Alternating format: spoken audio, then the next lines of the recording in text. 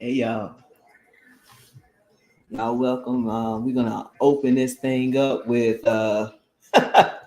Christina Flores's testimony. But first of all, we can actually just say House Bill 1322 has been tabled. However, we have to make sure that it's not being added to other bills. And also, if yeah, we gotta watch that. Yeah, make sure that shit's actually murdered.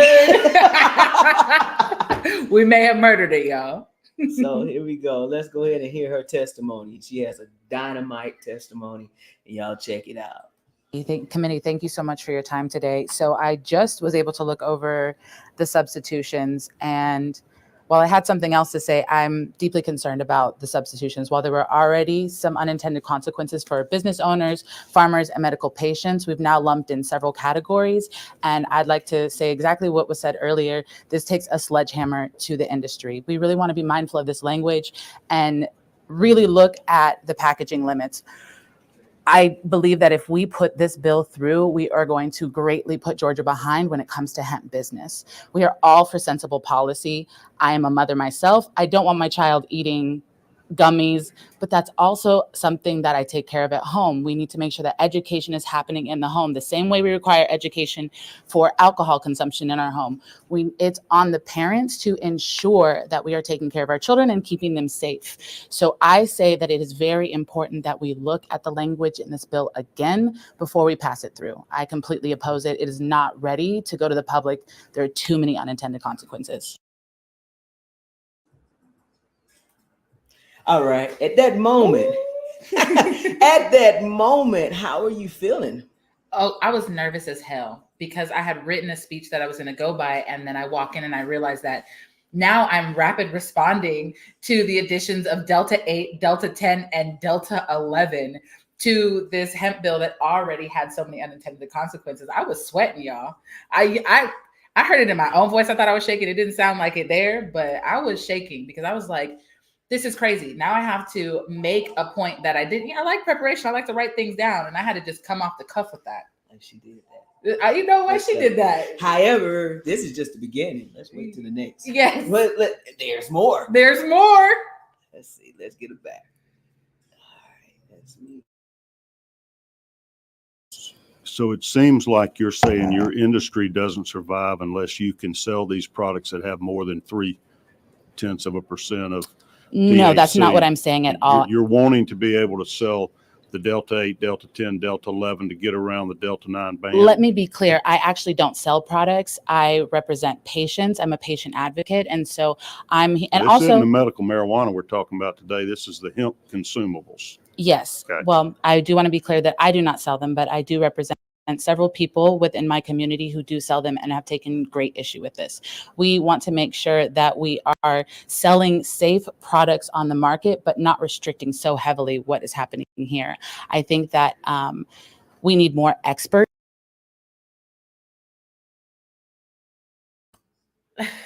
Okay, I don't know whether or not if we're buffering, are we talking? Are we frozen?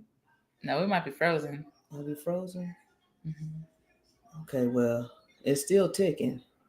I think it's going to heat back up. Let me turn on my hotspot. On this bill, it is not ready to go. Okay. And I urge that we do not vote yes on this bill today. Should we continue to allow the sale of these hemp products then until we figure it out? Or should we just ban the sale till we can find some comfortable levels that we can protect the safety of our children? I absolutely don't think that we should ban the sale. I think that it works in opposition to what we're even trying to do here. We want a thriving hemp market. Business is very important in Georgia. We need to get it right, but we don't need to be extreme in our attempt. Okay.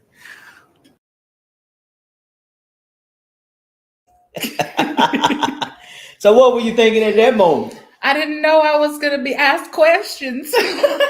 But you know what? It's great that you were well-versed and well-prepared. And I do believe that it was a higher power that was around you, circling you. Mm-hmm. Because, and plus, we're grateful to Senator Summers. Yes. Oh my God, he is wonderful. He really held it down. Y'all couldn't see what I was looking at, but Senator Summers was sitting right next to the chairman, and he was at his wit's end. I swear to God, if you look close enough, he was ripping his hair out. He was shaking his head no. And also, I'll be very honest, like looking across the aisle and seeing that I had somebody on my team, even if we have divergent viewpoints, and I'm sure that all of our policies do not align. And that's not what I'm attempting to say here today. But what I am trying to say is that seeing that I had visual support across the aisle was very empowering, because, you'll hear the rest of the questioning. His questioning is, it's just this is just the beginning of the conversation. And the chairman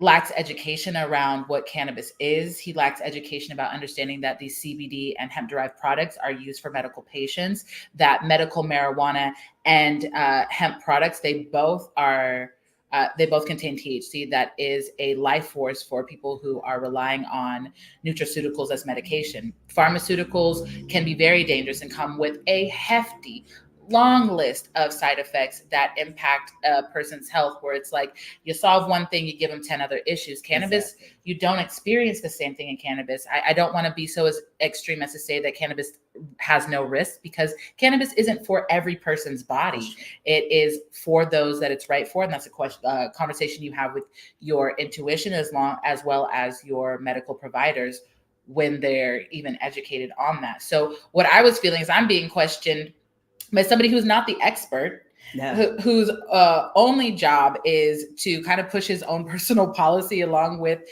those around him. So the questioning, I'll tell you, your girl was, but you know what? I got what I wanted, which was the opportunity to practice my skills in high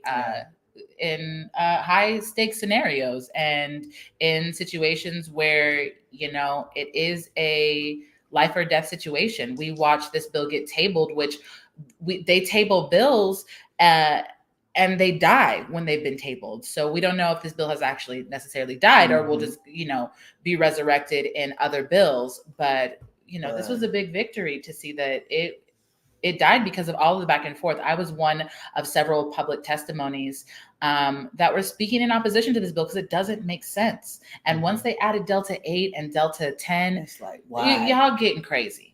Just why? Yes. All they're going to do is just create another Delta 29. Did I say Delta? Another Delta 29. Oh my God, did I have a Medea moment? Okay. So thank you very much. Now I get it, but they don't realize. And my biggest thing is they don't want to have to need this. Mm-hmm. They can't really relate because they haven't experienced what a lot of our patients have experienced. Number one. Number two, they probably have that DARE campaign that's embedded in their head.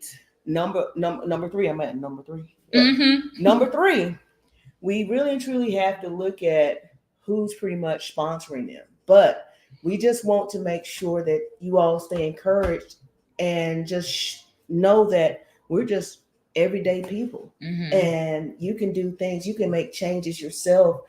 By interacting with our legislators, you can do that. You know what I mean? Yeah. And you should do it. I mean, this was a real victory. Yeah, but it's like, okay, we can keep moving. But as you know, what's still in my head, all the other bills. I mean, yes. we can't sit still until the 29th. Right. And sign or die. And when that happens, then, we can, but a lot of these bills might still be alive that don't cross over, that pass the committee and stuff like that. So we don't know the ins and outs and everything. Like, hey, this is a learning lesson for us too, because last year when we testified, or I used to go up there and testify before we had our action team coordinator and other advocates to come out to testify. This was a learning experience. So, we got our feet wet a little bit last year. Mm-hmm. And, now we're up to our ankles. Yeah. So eventually, we're going to be deep diving and swimming in legislation. Mm-hmm. And this is something that we didn't think we were going to get into. However, due to going down to the Capitol, testifying and realizing, wait a minute, you're looking around and you're by yourself. Mm-hmm. Shout out to Aviva Vuvuzela. You did that. Yes. Aviva sings. If you all have not subscribed to her YouTube channel, make sure you subscribe to her USA Hemp Revival. I think, yeah, USA Hemp Revival on YouTube. You can get all the information. Make sure you connect with her, get on her mailing list, go to the website and sign up, because she gives you information like this. We signed up, and like, if it's some bills that we may have missed, she'll, hey, look, here's a bill. Make sure you check her out. So, but anyway, we're going to go ahead and get ready to finish this up. I'm sorry. When the original sort of Farm Act came along and allowed hemp, there was all this emphasis on rope and clothing and everything else. It seems to me that the only viable hemp industry right now is to make consumable products that contain THC. I think that is inaccurate. There are several apparel brands that rely on hemp to create sustainable. Environmentalists are very hell-bent on hemp products. So I would say that that's an inaccuracy. This is a growing and thriving market, and it could be growing and thriving here in Georgia as well. But it is inaccurate to say that we aren't using it for apparel and other. So it can be thriving and growing here as long as we allow Delta 8, Delta 10, and Delta 11 in the products. Yes, and I believe that it is important. So THC containing isomers. THC, I think, is a very important part of the whole plant medicine.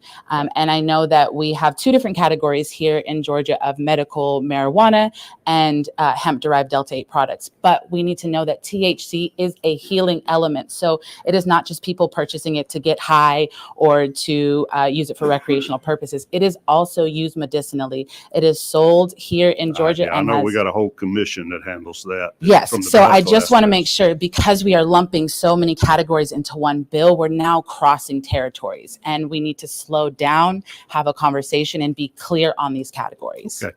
Thank you. Catherine Russell from the Department of Agriculture.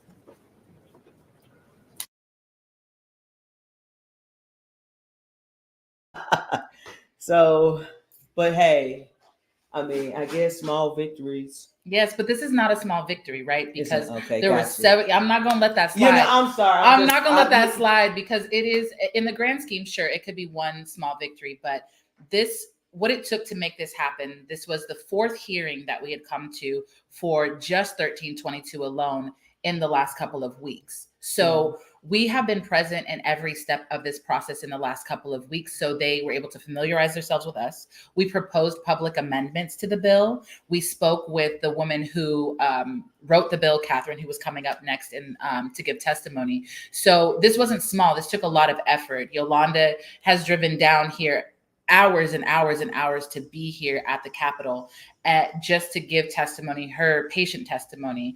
And we have organized community members to come out and give their testimony as well. So when we got to the hearing today, the 4th hearing, because we showed up to the very first hearing, so we did 4 because they multiplied. Yeah. We showed up to 1, and we got the hearing postponed for 48 hours before the vote. That was on the House side. On the House side. And now we're on the Senate side, and we did the same thing, but this time it was tabled. So we showed up, we had such a large amount of public testimony that they pushed action over to a 2nd day.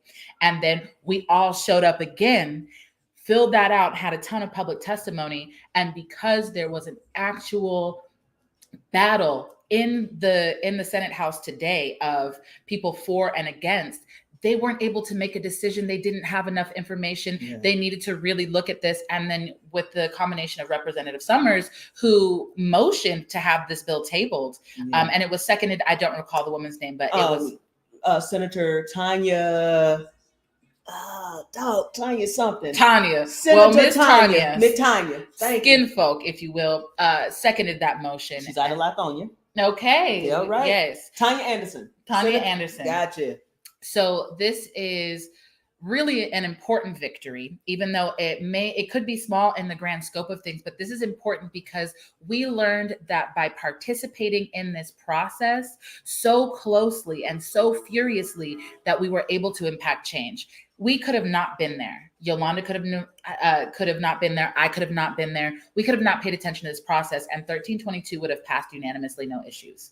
So I want to say that this, be in the room. You have to be in the room, and you have to have something to say. And if you can't be in the room, you support people who can be in the room. And I want to actually go ahead and give a special shout out to TH Chill, who offered their lawyer to our team, and he is a criminal defense attorney. My God. He did a fantastic job. He's a criminal defense attorney here in Georgia, and he is representing individuals who have been criminalized, legal businesses who have been criminalized and treated under the marijuana trafficking laws. And so he's like, I am literally bringing lawsuits to the government because of the way they're prosecuting. And because we brought such a broad and diverse team to the hearing, we were incredibly impactful.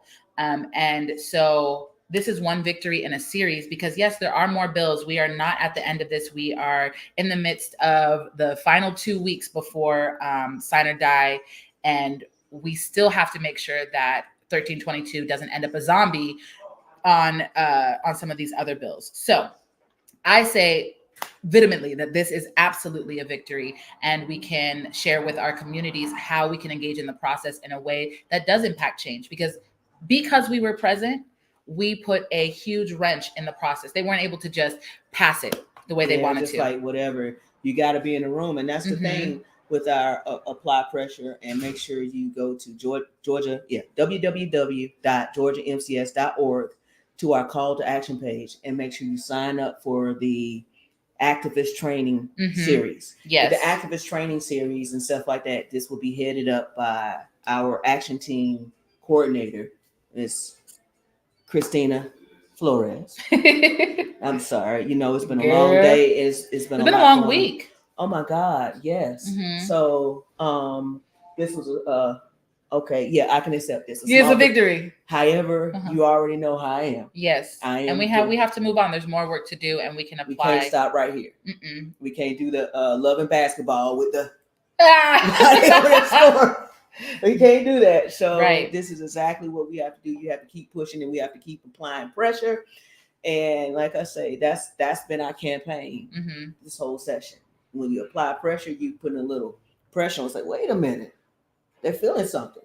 Yes. And if there's nothing there, then what? Oh yeah, we're here at the bookstore too, the bookstore gallery. Yes. Make sure y'all support the bookstore gallery. Special shout out to them for allowing us a space to come here and and just be free. Yeah, and another reason why this win is tangible, because right out front it says dispensary, right? This bill would have made it so that he couldn't advertise himself as a dispensary, despite providing products in here that people take medicinally. And so just in a tangible storefront in a place that we rely on for our activist home, they're allowed to stay under the name that stay as a dispensary, as opposed to having to switch to just a CBD or hemp store, because they do serve THC here in its many forms. And yes, the definition of dispensary is a room where medicines are prepared and provided. And that's exactly what happens here. And these CBD stores have been preparing and providing, because before we had the dispensaries, the licensees here, we had the hemp stores that kept us above water. They kept us alive. Basically, Georgia dropped the ball. That used to be my whole cue. Every time I go up fussing, Georgia dropped the ball on this. Georgia dropped the ball on that. But then I had to evaluate myself. Are you going down there to the Capitol? Are you going down there to testify? Are you going down to do everything that you could do? And I said, oh my, how do we become a hypocrite? And that's my biggest thing. I refuse to be a hypocrite. That's one of my things. That's my flaw. I don't know if it's a flaw. It's a good thing. Yeah, but I don't really like hypocrisy, so I feel like that's cool. That's cool. Okay. So last year is when we started concentrating. I know I was just grateful enough that I was well enough to try and go down there to the Capitol.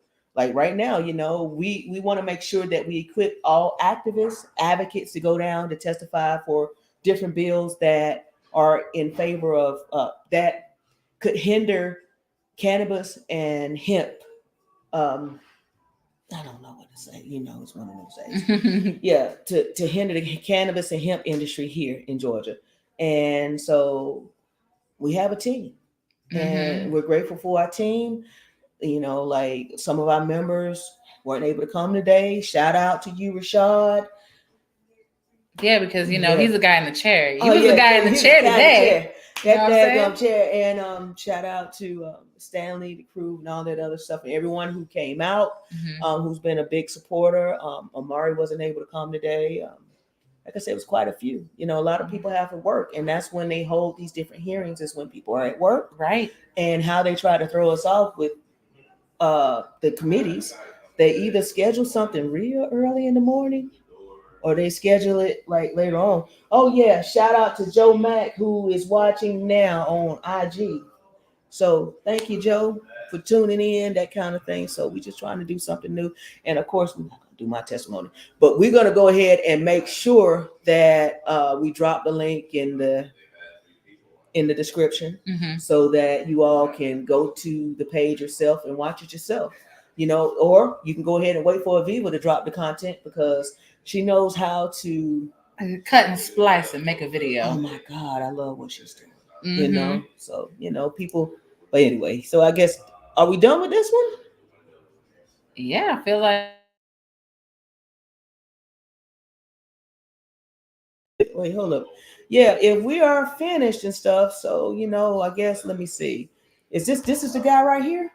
Yeah, that's Tom. That's Tom? Okay, yes. Cool. And so for everyone who's wanting to participate in this process, make sure you're following the Georgia Medical Cannabis Society. You can also follow the girlplug.official on Instagram, and then find your way through our links for signing up to become to join our activist trainings, also to join our email list. So we let you know about these hearings, how you can take action. We often will send you templates for writing emails to your representatives, as well as do the legwork to provide you all of the contact information that you need. So if you are working and you cannot be at the Capitol, we have the privilege of being able to be in these spaces and when they change the times on us, we're often able to just get there to the next time frame. So you can do your work from home and show up whenever you can. And so again, make sure you're following Georgia Medical Cannabis Society, as well as the girlplug.official on Instagram. So that way you can stay up to date if you want to join the work that we're doing. So yeah, you can just go to our website, georgiamcs.org, and I guess I could add the girl plug too. But like I say, hey, sure, later. Because like I say, it's been a long day, and I know we got to get up out of here. You sure do. And I sure do. How do you know I got to get up out of here? Been telling me I got to get up out of here too, feed myself. I haven't eaten this morning, which was not productive. Okay, so yeah, we got to make sure we eat. So, but anyway. I guess we go ahead and shut it down. And, yes. Thank you for following us. Thank you for showing up and watching the live. And thank you to everyone who has been supporting these efforts on 1322. And like Yolanda said, this is one victory amongst many that we need to achieve. So stay tuned for upcoming hearings on some of the other hemp legislation. Legislation in the session. Yeah, damn, this is hard. I remember we all in this together. And thank you, with Chris Brown, for coming out. He tested Chris Brown. So yeah, like I said, you're going to see everyone who testified through this whole thing in the process. So hey, y'all make sure y'all peace out. Peace. Oh yeah, we in. Peace out. Puff, take a puff. All that good stuff. All right, later.